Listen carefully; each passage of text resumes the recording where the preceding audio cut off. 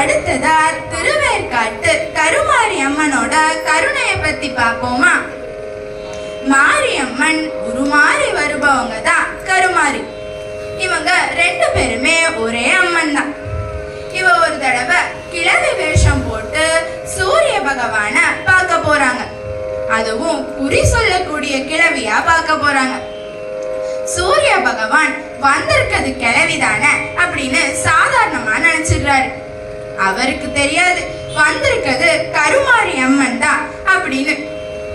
உடனே கருமாரி அம்மன் தன்னோட சுய ரூபத்தை காமிக்கிறாங்க.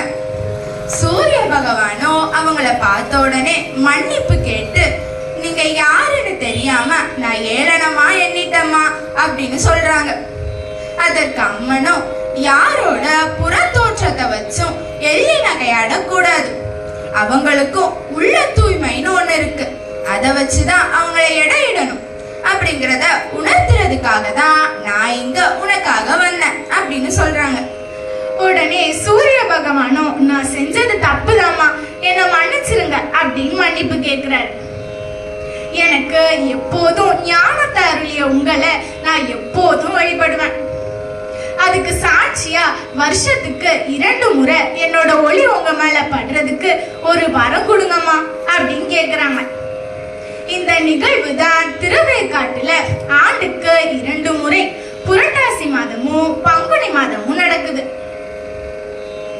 இந்த கருமாரி